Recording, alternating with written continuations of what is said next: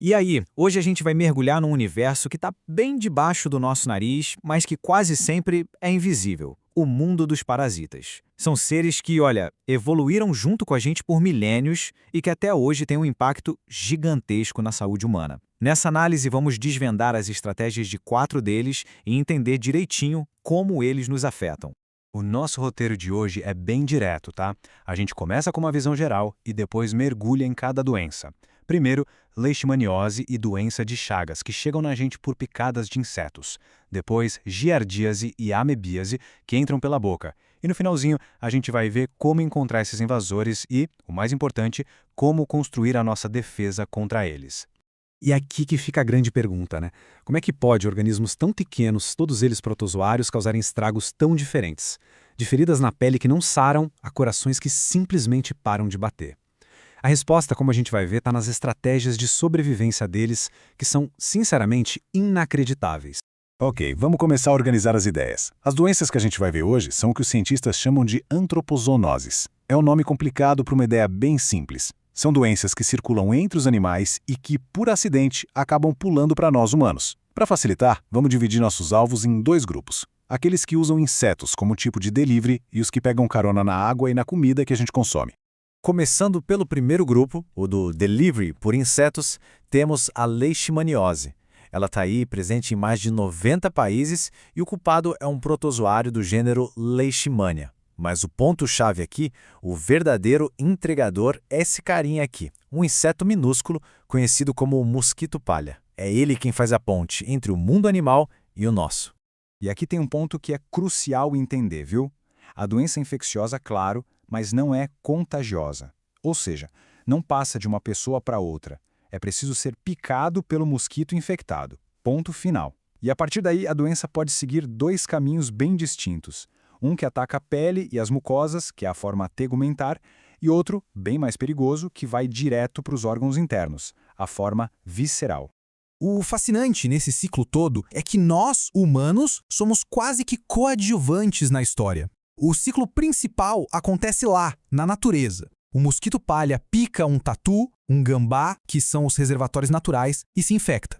Depois, quando esse mesmo mosquito pica uma pessoa, geralmente em áreas perto de matas, ele acaba nos incluindo na história. A gente entra meio de gaiato, sabe? Somos hospedeiros acidentais. E como é que isso aparece na gente? Bom, a forma mais comum é a de pele, a cutânea. Geralmente, tudo começa com o que parece uma simples picadinha de inseto, mas que se recusa a cicatrizar. Com o tempo, ela vira essa úlcera bem característica. Olha só nas imagens. As bordas são altas, meio avermelhadas, e o fundo é mais limpo. E o mais estranho, quase nunca dói. Dependendo do parasita e da imunidade da pessoa, a lesão pode ser uma só ou podem aparecer várias espalhadas pelo corpo. Mas às vezes, a história fica bem mais sombria. O parasita pode decidir migrar e o alvo preferido dele são as mucosas do nariz e da boca. E o mais impressionante, isso pode acontecer anos, às vezes décadas, depois que a ferida original na pele já sarou completamente. Se não tratar a tempo, ele literalmente come a cartilagem, causando deformidades muito sérias. Agora, vamos para a forma mais temida de todas, a leishmaniose visceral, que também é conhecida como calazar. Aqui, o parasita não está nem aí para a pele. Ele cai na corrente sanguínea e vai se instalar em órgãos vitais, como o fígado, o baço e a medula óssea. O resultado é um desastre. Febre que não passa, barriga inchada, anemia profunda, perda de peso. É uma doença gravíssima e, sem tratamento, a mortalidade pode chegar a 90%. Saindo da leishmaniose, mas ainda nesse delivery por insetos, a gente encontra a doença de Chagas. O vetor aqui é outro, o famoso barbeiro. E a doença que ele carrega é a própria definição de uma ameaça silenciosa. É um inimigo que se instala no corpo e trabalha lentamente, nas sombras por décadas, até revelar sua face mais destrutiva. E essa é a característica mais cruel da doença de Chagas. Pensa só, a pessoa infectada, geralmente na infância, tem uma fase inicial super leve ou até sem sintoma nenhum, e aí, silêncio. O parasita, o Trypanosoma cruzi, fica quieto no corpo e os danos sérios podem levar 10, 20 até 30 anos para aparecer. É uma verdadeira bomba relógio biológica. A doença tem essas 2 fases que a gente vê na tabela. A fase aguda dura só umas semanas. Tem muito parasita no sangue, mas os sintomas são vagos, parece uma gripe. Depois vem a fase crônica. Os parasitas somem do sangue e se escondem nos tecidos. A pessoa se sente perfeitamente bem por décadas.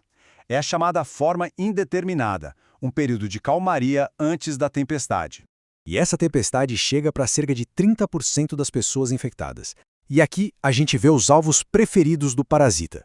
O músculo do coração, que ele vai destruindo fibra por fibra, fazendo o coração crescer, ficar fraco e isso leva à insuficiência cardíaca. O outro alvo é a musculatura do esôfago e do intestino, causando os chamados megas, que é aquela dificuldade para engolir e para evacuar. Ok, vamos mudar completamente o campo de batalha. Deixamos os insetos para trás e agora vamos falar dos parasitas que entram pela porta da frente, a boca. A principal via de transmissão é engolir água e alimentos contaminados com fezes. E as estrelas dessa categoria são a giardíase e a amebíase, duas das infecções intestinais mais comuns do planeta.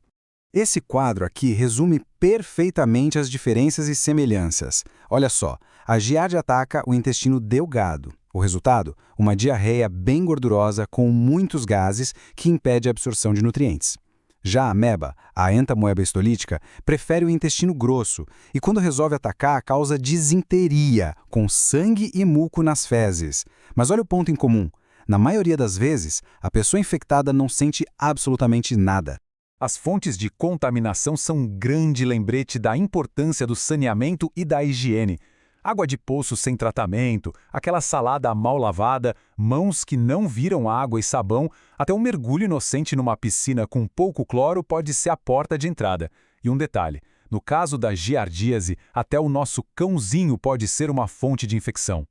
Ah, e quem nunca ouviu falar da famosa diarreia dos viajantes? Pois é, muitas vezes a culpada é a giardia. Quando alguém de uma área sem o parasita viaja para um lugar onde ele é comum, o primeiro contato pode ser brutal. O corpo não tem nenhuma defesa e a reação é uma diarreia explosiva, com cólica e muitos gases. É basicamente o sistema imune gritando: "O que é isso?"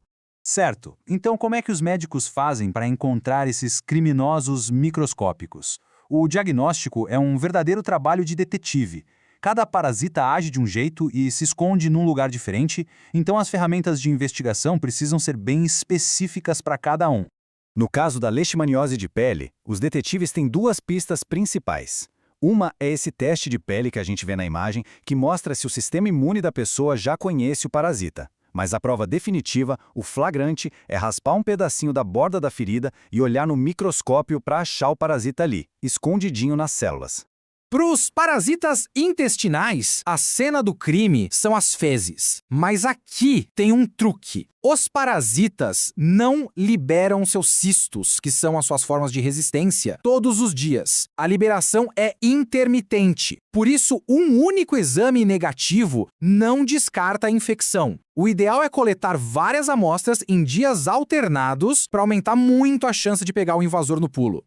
E agora a gente chega na parte mais poderosa de todas, porque conhecer o inimigo é fundamental, mas saber como evitar a luta é a verdadeira inteligência.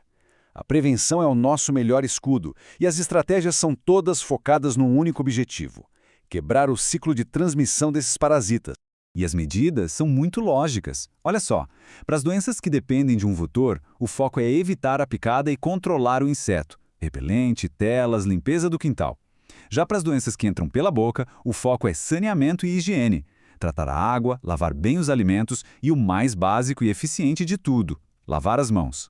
E claro, cuidar da saúde dos nossos animais, como os cães, que são parte importante do ciclo urbano da leishmaniose. E a gente termina com essa reflexão. Nós vimos como os parasitas se adaptam, como as doenças saem das matas e invadem as cidades, e como as mudanças no clima e o jeito como a gente viaja criam novos cenários. Isso deixa uma pergunta no ar. Com um planeta tão conectado, qual será o próximo inimigo invisível que a gente vai ter que decifrar? Bom, uma coisa é certa: a vigilância e o conhecimento sempre serão as nossas melhores armas.